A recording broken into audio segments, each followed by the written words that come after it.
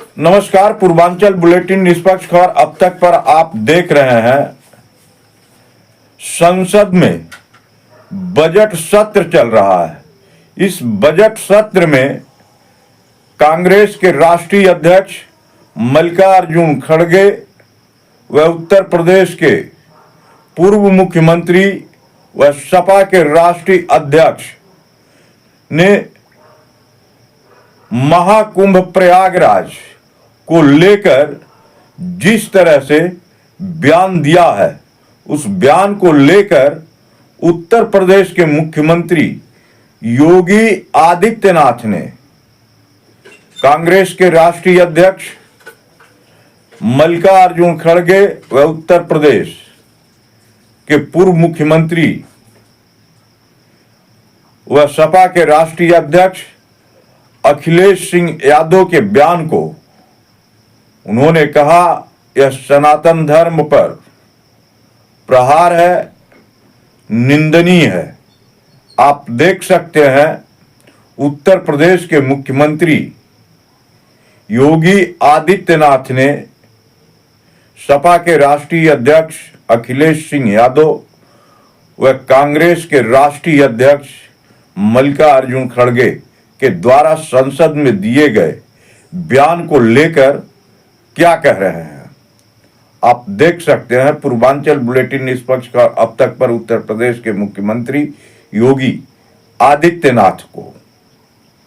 आपने पूर्वांचल बुलेटिन निष्पक्ष खबर अब तक सब्सक्राइब और लाइक नहीं किया है तो खबर देखने के लिए आप लाइक करें, सब्सक्राइब करें, शेयर करें। और आप देख सकते हैं पूर्वांचल बुलेटिन निष्पक्ष खबर अब तक पर उत्तर प्रदेश के मुख्यमंत्री योगी आदित्यनाथ ने क्या कहा। जहां एक और पूरा देश और पूरी दुनिया सनातन धर्म के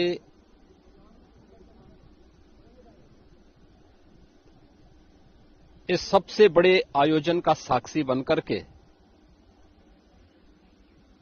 गौरव की अनुभूति कर रहा है, प्रफुल्लित है, वहीं दूसरी ओर सनातन धर्म के खिलाफ सपारी लेकर के षड्यंत्र करने वाले तत्वों के द्वारा लगातार शरारत पे शरारत करते हुए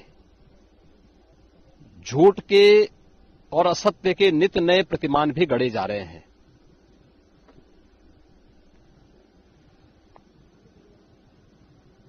भारत के संसदीय लोकतंत्र की सबसे और सर्वोच्च संस्था देश की संसद में कांग्रेस अध्यक्ष से मल्लिकार्जुन खड़गे और समाजवादी पार्टी के अध्यक्ष श्री अखिलेश यादव का वक्तव्य इस ओर सबका ध्यान आकर्षित करता है। ये दोनों वक्तव्य न केवल इनके सनातन धर्म विरोधी चरित्र को उजागर कराता है, बल्कि इनकी उस गिद्ध दृष्टि की ओर भी सबका ध्यान आकर्षित करता है जो लगातार इस महाकुंभ के खिलाफ पहले दिन से दुष्प्रचार कर रहे हैं। इनका ये बयान न केवल सनातन धर्म पर प्रहार है, बल्कि निंदनीय भी है और शर्मनाक भी। कांग्रेस अध्यक्ष का यह कहना कि प्रयागराज कुंभ में मौनी अमावस्या के दिन हजारों लोग मर गए, हमें अफसोस होता है। एक इतना वरिष्ठ नेता, कांग्रेस देश की जो सबसे पुरानी पार्टी है, उसके अध्यक्ष से अपेक्षा की जाती है कि वो एक मर्यादित बयान देश की संसद में रखें, और इतना गुमराह करने वाला बयान, झूठ पे झूठ ऐसे ही समाजवादी पार्टी के अध्यक्ष का बयान एक प्रतिस्पर्धा दोनों दलों में है, कौन कितना सनातन विरोधी वक्तव्य दे सके। ये कहना कि कोई आंकड़े नहीं दिए गए, यहां से प्रशासन से जो बयान जो आंकड़े दिए गए, उन आंकड़ों को मैंने भी सबके सामने रखा। घटना दुखद थी, हर व्यक्ति दुखित था, और जितने क्विक रिस्पांस से मेला प्रशासन, police, NDRF, SDRF, civil defence, इन सब ने मिलकर के घायलों को हॉस्पिटल पहुंचाने का काम किया, अपने आप में एक मिसाल है। करोड़ों लोग प्रयागराज में उस दिन उपस्थित थे। ये दोनों दल चाहते थे और सनातन धर्म विरोधी चाहते थे कि बड़ा हादसा हो जाए। हमारी पहली प्राथमिकता थी कि किसी भी स्थिति में इसको हम जीरो हादसे तक लेके जाएं, लेकिन दुर्भाग्यपूर्ण तरीके से घटना घटित हुई। लेकिन जितने क्विक रिस्पांस से प्रशासन ने और सभी संबंधित संस्थाओं ने कार्य लेकर के उन्हें हॉस्पिटलाइज किया, उसमें कुछ लोग उस हादसे के शिकार हुए, वह दुखद है। उन सभी परिवारों के प्रति हम लोगों ने अपनी संवेदना भी व्यक्त की और उसके लिए कुछ आर्थिक मुआवजा भी घोषित किया। यद्यपि किसी व्यक्ति की कमी मुआवजे से नहीं हो सकती, लेकिन तब भी हम लोगों ने एक प्रयास किया, घायलों का प्रॉपर उपचार कराया। वे सभी घायल आज भी कुछ प्रयागराज मेडिकल कॉलेज में हैं, बाकी अपने परिवार के सदस्यों के साथ चले गए हैं। मैंने भी, मेरे साथ मेरे मंत्रियों ने भी, प्रशासन ने भी, प्रदेश के मुख्य सचिव ने भी, प्रदेश के डीजीपी ने भी उन सभी लोगों से मुलाकात की थी। और मैं तो देखकर बहुत चौंक था कि जो लोग प्रयागराज मेडिकल कॉलेज में भर्ती थे, जब मेरी उनसे बातचीत हो रही थी तो उनमें से सभी लोग ये कहा, उनके द्वारा कहा जा रहा, साहब व्यवस्था में खामी नहीं, लेकिन हमारी किस्मत है या फिर ऐसी स्थिति पैदा हुई।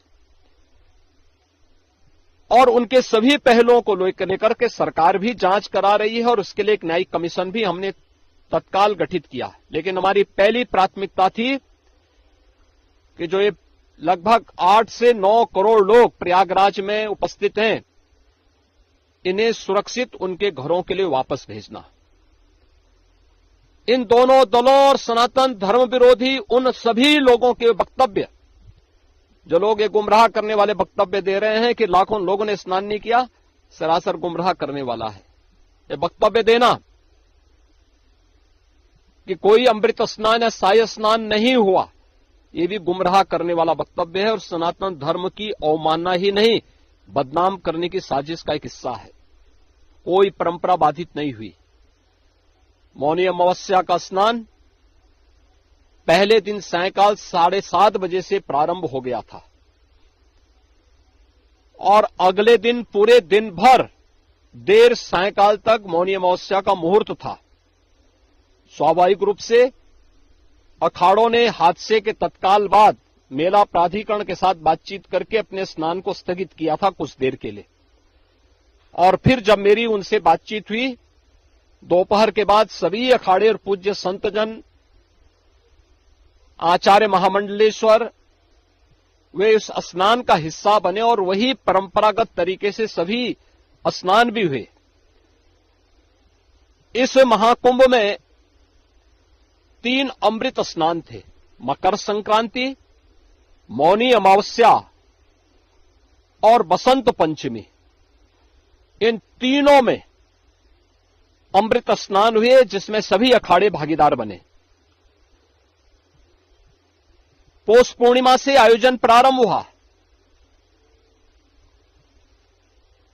समाजवादी पार्टी के अध्यक्ष का यह वक्तव्य भी कि सरकार ने 100 करोड़ की घोषणा की थी, मुझे लगता है कि उनको बयान थोड़ा पढ़ना चाहिए। ये लोग 12 बजे सो करके उठने वाले लोग हैं।